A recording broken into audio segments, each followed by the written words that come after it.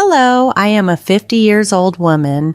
From a young age, I embraced a belief in reciprocity, trusting that my diligence and commitment would be equally reciprocated. This belief permeated my relationships.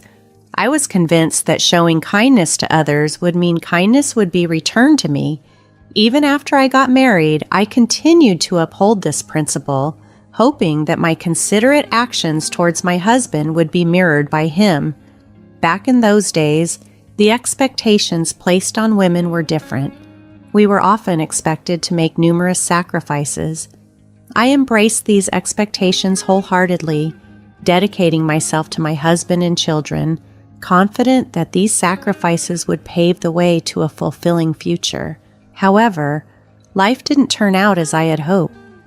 Despite my tireless efforts and early mornings dedicated to my family, my work often went unappreciated. Overshadowed by complaints and overlooked mistakes, I wasn't forced into this lifestyle. I was just an ordinary person who ended up marrying a coworker 5 years my senior, following the societal norms of the time. After the birth of my daughter, I left my job to become a full-time housewife, a decision I never regretted, seeing it as a natural progression for maintaining family harmony.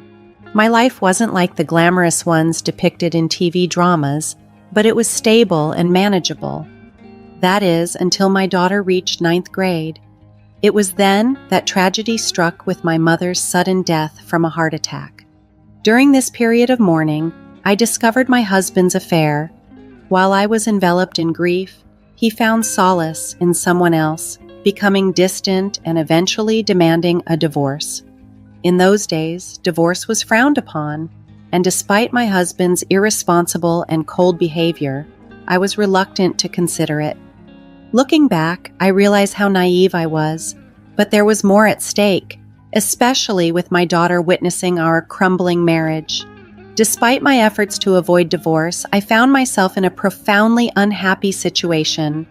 During a particularly intense argument about our impending separation, my father, who had recently lost his wife and seen his daughter suffer in her marriage, came to visit. Witnessing our distress, he offered me refuge and encouraged me to leave with my daughter. This offer marked a turning point, providing a pathway out of an increasingly toxic environment and a chance to start anew, even amidst the complexities of my life's unexpected turns. My father helped me see that persisting in a challenging marriage was futile. Overwhelmed by his worry and understanding, I agreed to my husband's request for a divorce. In the settlement, he gave me $6,000 in cash. With my father's backing, I secured a modest 3-bedroom townhouse where my daughter and I could start anew. As we settled into our new life, I braced myself for the hard work ahead, especially given the societal scrutiny I anticipated as a divorced woman raising a daughter entering her teenage years.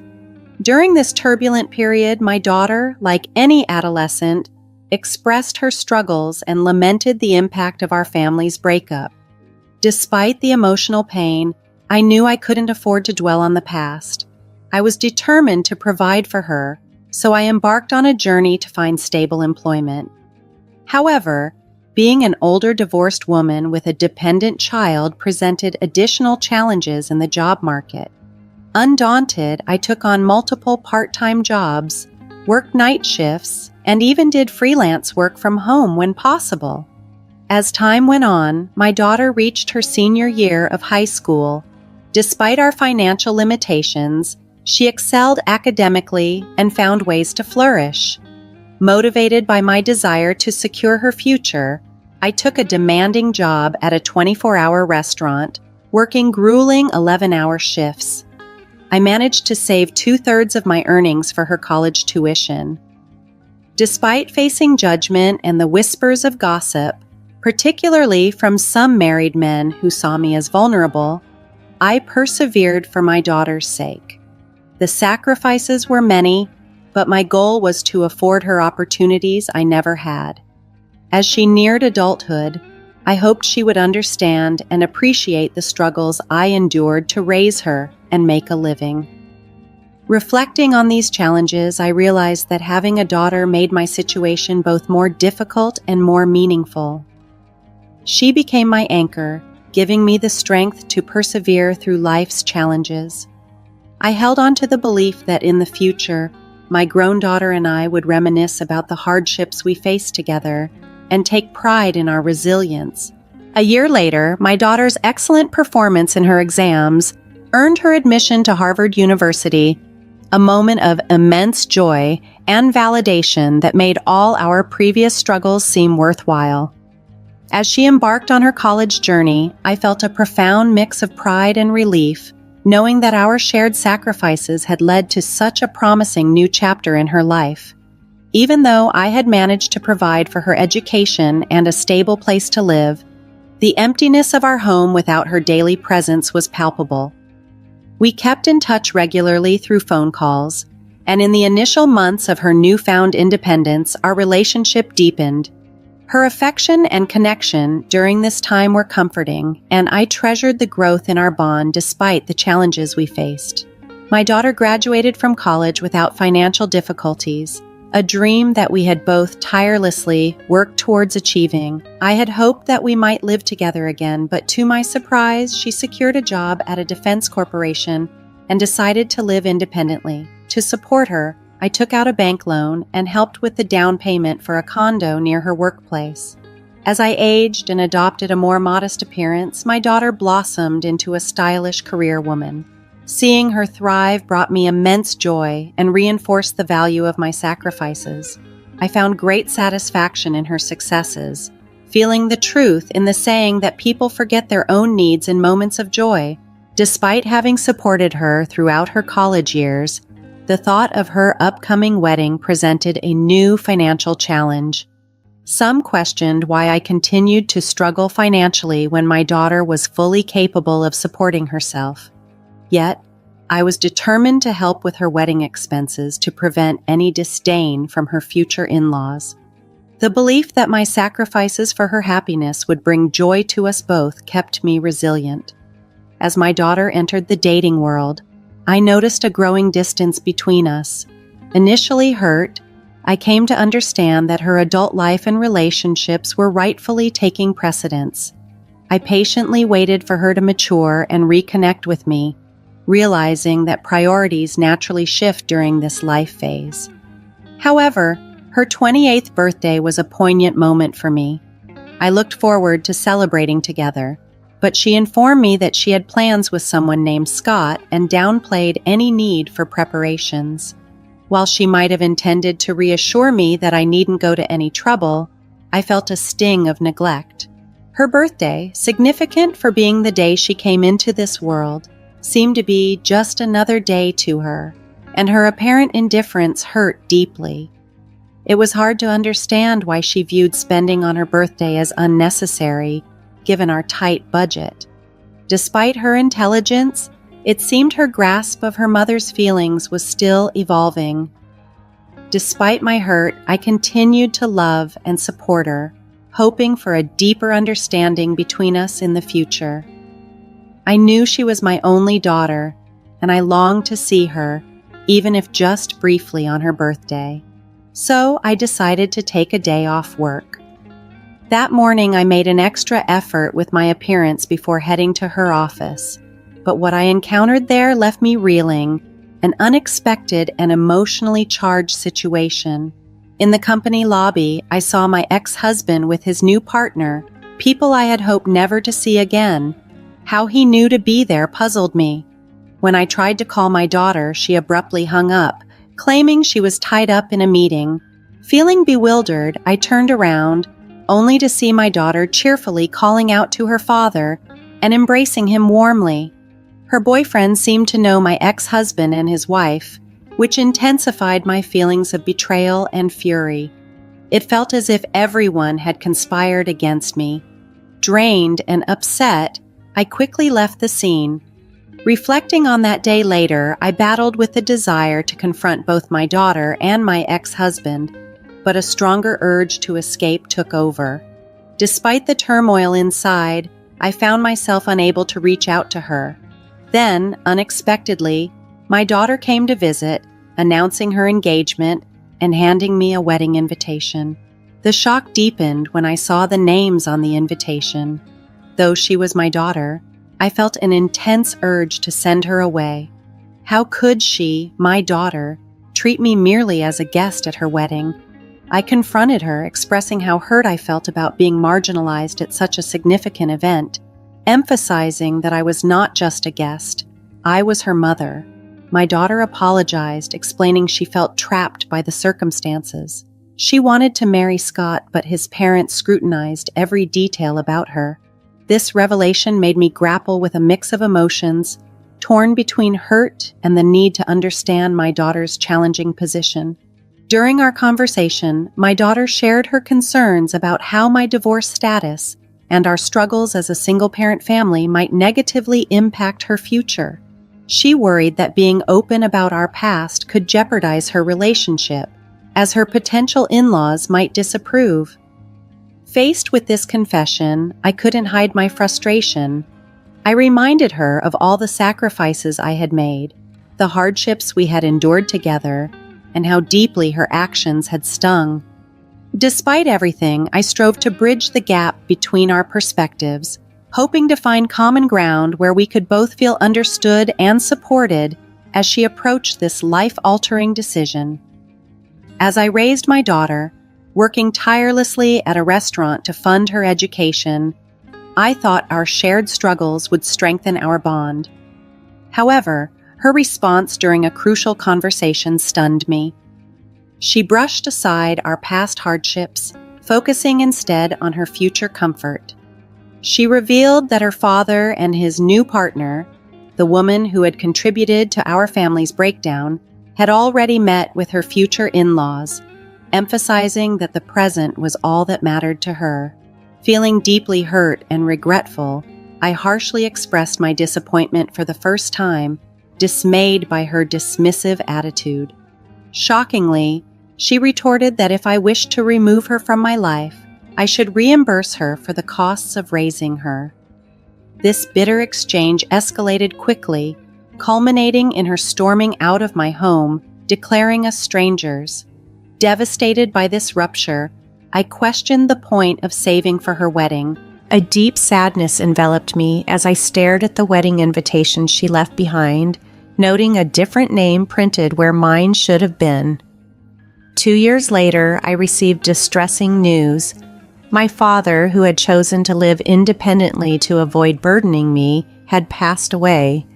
His death hit me hard, bringing with it a painful realization of my shortcomings as a daughter. A few months after his passing, I inherited a modest condo where he had lived, a poignant reminder of the family ties and challenges that had shaped my life. Realizing that I still had the money saved for my daughter's unused wedding, I decided it was time to start living for myself, even if it felt somewhat late in life. Reflecting on my experiences, I pondered the realization that trusting and sacrificing everything for one child might not be the most fulfilling path. It dawned on me that I should prioritize my desires and needs before it was too late to enjoy life.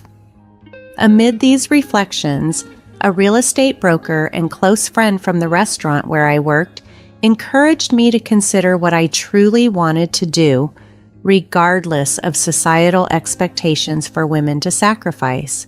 This conversation sparked a desire within me to break free from the conventional mold and live for myself. I harbored mixed feelings of regret and sorrow for the years of sacrifice, but also a budding hope for personal fulfillment and a new chapter in my life where my happiness was the priority. Yearning for personal fulfillment and inspired by a friend, I embarked on a journey into the real estate business.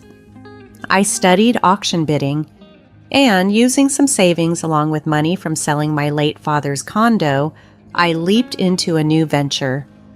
To my surprise, I became the owner of a building in a prime location almost overnight. 8 months later, after returning from a mountain climbing adventure, I settled into the top floor of my building, which I transformed into my home. One evening, as I rested from my adventures, there was a knock at the door. Despite feeling exhausted, curiosity got the better of me, and I opened the door. There stood my daughter, visibly pregnant and holding a toddler with chubby cheeks. Tears streamed down her face as she explained the turmoil in her life. Her husband had become violent and unfaithful.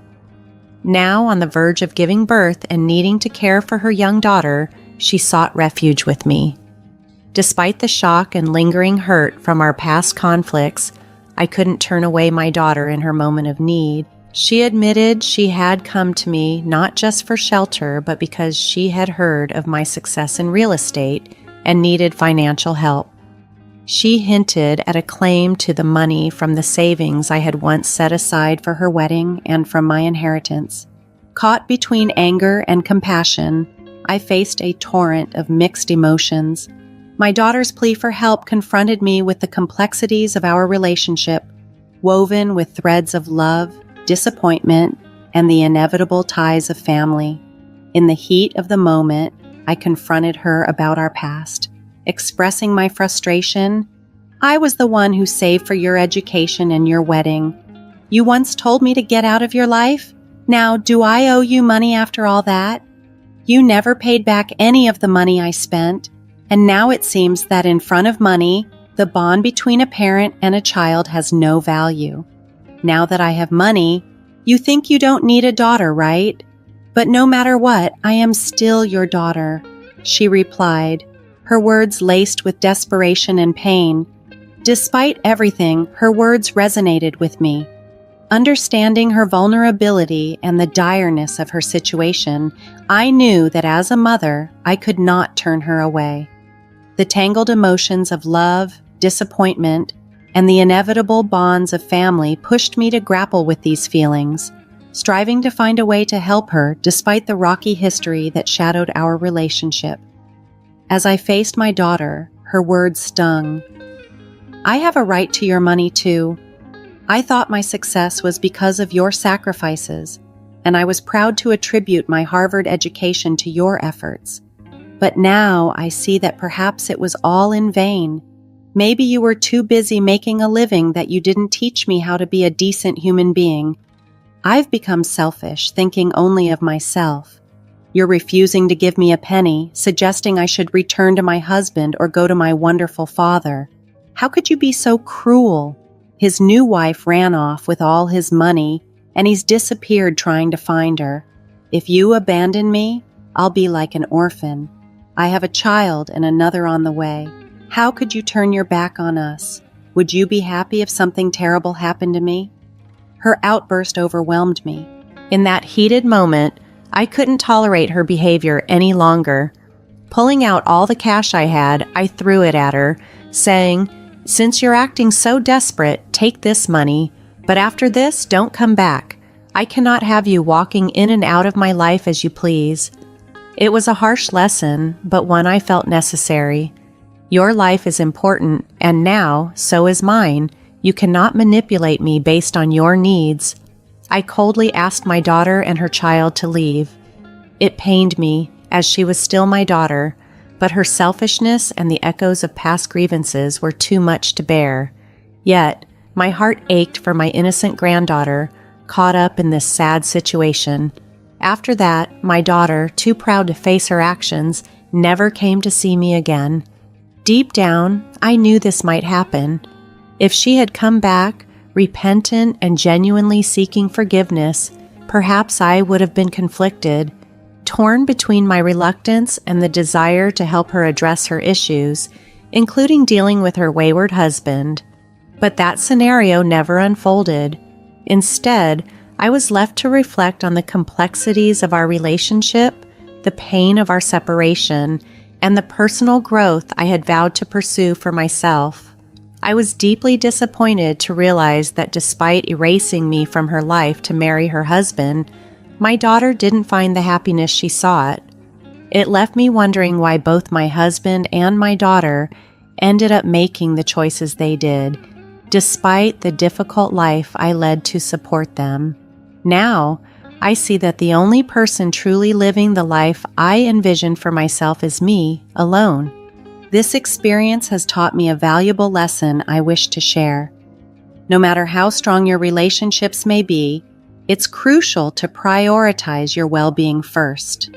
In a world where betrayal can come from any corner, the one person who should never betray you is yourself. Ultimately, happiness comes not from the sacrifices you make for others, but from the efforts you make to fulfill your own life. My story may seem like a tale of a life only half lived, but I am committed to filling the rest of it with experiences and joys that are solely for me. Thank you for listening to my story. I hope it brings some insight and encourages you to cherish and prioritize your happiness. I wish everyone a wonderful day filled with good fortune. Please support me by liking and subscribing, and don't hesitate to leave your wisdom and encouragement in the comments. Let's cheer each other on towards a life fully lived.